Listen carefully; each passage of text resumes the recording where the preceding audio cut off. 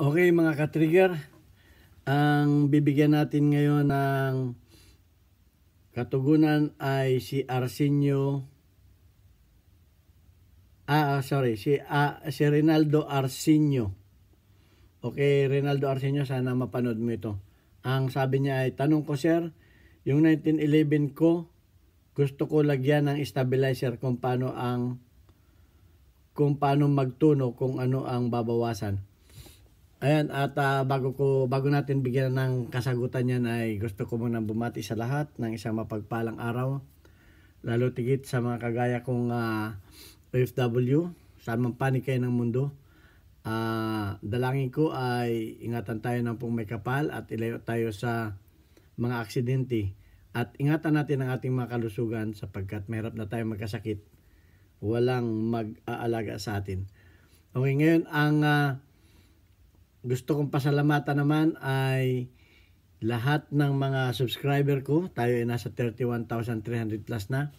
At patuloy ang pagdami natin kaya sinipagan ako ng pag-upload ng mga videos. Maliban lamang doon sa iba na hindi yata tayo gusto at tayo pinapahinto na.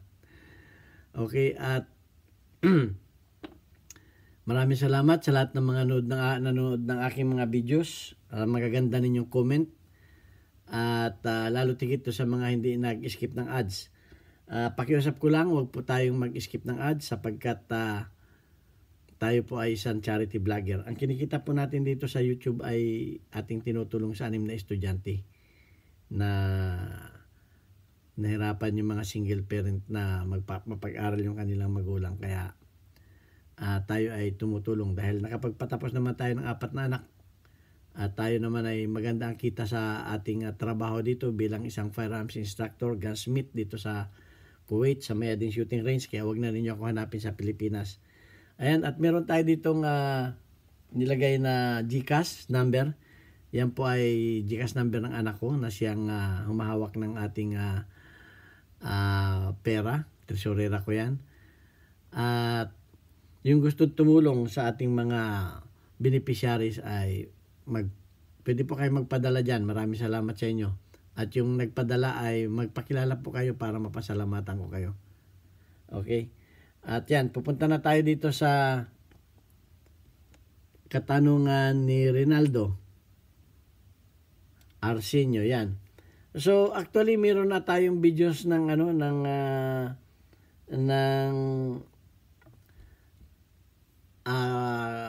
recoil spring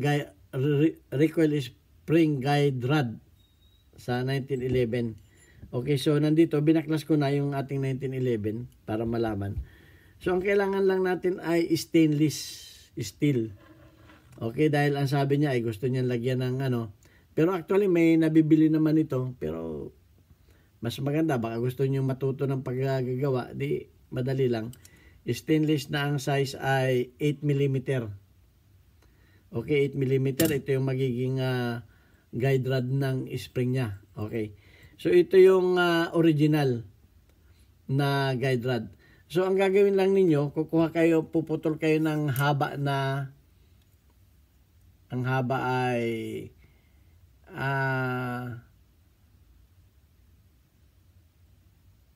11 cm. Okay, 11 cm ang haba. Okay, at ang gagawin ninyo, yung bandang dulo, yung kabilang dulo ay susukat kayo ng 43 mm. Susukat kayo ng 43 mm. Ayan, Tapos ay ipapatorno ninyo ng 1/4. 1/4 o di kaya, okay, 1/4 ang laki. Okay, 1/4 ang laki nito kasi ang ginamit na barina dito ay 1/4. Ganyan, yan Eksakto yan dyan. 1/4. Pero hindi dito ang pasok niyan. Ipapasok ninyo yan dito. Ayaw ko lang ito sirain dahil hindi ito sa akin. So, papasadahan ninyo ito ng barina na 1/4 o di kaya ay 6.5 mm. So, papalampasan ninyo para ito ay dito dumaan. So, lagyan na rin ninyo ng butas na mababaw doon. Sapagkat pag yan ay lumampas dito, lalampas dito yan, ipapasok ninyo dito yan, at yan ay lalampas dito. Pag lumampas dito yan, ay ito ay anuhin ninyo ng martilyo. Isasangkal ninyo sa anuhin ninyo ng martilyo na ganon para maging mushroom ito. Pero ito, mas maganda kung lagyan ninyo, i-countersink ninyo. Ito, countersink ninyo para magkameron ng parang imbudo dito. Yan. Kasi ito ay lampas ng konti. Pag ipinasok ninyo dyan, lampas ng konti. At ito ay iririmatsin ninyo, palalaparin ninyo ito. Kaya na may parang butas dyan. O kung gusto naman ninyo, i-full weld na ninyo, saka ninyo i-grinder o di kaya kikili ng pantay. Pero dapat matibay yung pagka-welding ninyo dyan. Pero ako hindi ko wini-welding. Para kung gusto kong ibalik sa original, tatanggalin ko lang yung pinakang yung pinukpok kong ganon. Kasi pag pinukpok ninyo ganon yan, yung stainless, wag ninyo patatamaan ito. Ang patatama lang ninyo yung itong guide rod. So magiging steady na yan dito. Okay, at yan ay pag yan ay nakalagay na, ito na, yun ang guide rod ninyo. Yun ang magiging guide rod ninyo ganyan. Pagkatapos ay itong kanyang bubutasan ninyo ito ng kasinlaki nito. Okay, bubutasan din ninyo yan ng 8 mm kung ano yung laki nito para ito ay lumampas dyan. Ayan, di magkakameron na kayo ng guide rod. Yun lang, gano'n lang kadali ang paggagawa ng guide rod. Hindi ko lang ito pwedeng gawin na sa inyo ng pero may video na tayo nito. Guide rod extension. Panoorin lang ninyo. Kaya tinanong lang sa akin ngayon para magkameron kayo ng idea kung paano. At baka hindi ninyo makita yung videos, ayan, ginawan ko na. So ito, ano na ninyo yan. Pwede ninyo pag nakalagay na dyan, ispatan ninyo ng dalawa dito. Sa dugtungan dito. Pag ito nakapasok na, ispatan ninyo dito ng dalawa. Pero kung hindi ko na wini-weldingan, tapos ipantayin ninyo. Para mas matibay. Pero sa akin hindi na. Ganun lang, inilalampas ko lang ito dyan. Suot kong ganun. Pero dapat nga, babarinaan muna uli ninyo ito para lumampas. Kasi itong na ito, nakaganon ito para lumiit yung butas na yon. So, palalampasin lang ninyo. Ito dyan. Okay, ang size na 1/4 o 6.5 mm. Ayan, pagkatapos ulitin ko. Ito, i-countersink ninyo itong na to, ganyan, para i-rivets ninyo. At yan ay kakapit na, kabit na yan. Yun ang inyong guide rod. Ganun lang kadali. Tapos ay butasan ninyo ito para lumampas yung guide rod ninyo kasi hindi yan lalampas dyan. Hindi lalampas para lumampas ito. Yun ang guide rod ninyo. Stainless lang. Kasi ang stainless pwede ninyong i-rivets.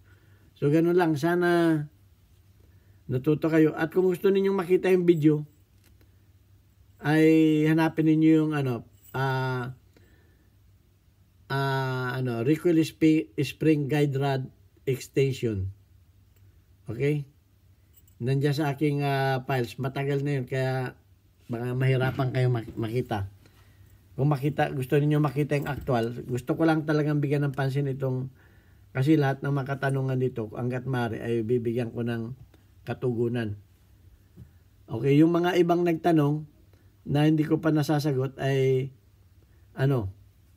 wait lang. At kung matagal na yung tanong ninyo, baka nakalimutan ko, natabunan na yung tanong ninyo, pwede na naman ninyong ulitin para ma-refresh akin, mabasa ko ulit. Okay, Rinaldo Arsenio.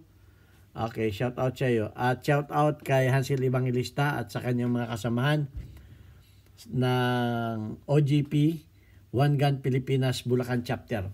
Okay, yan yung mga masugid nating subscribers at followers na palagi nanood ng ating mga videos.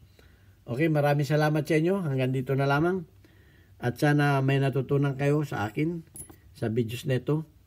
At kung meron pa kayong hindi naunawaan ay pwede naman ninyong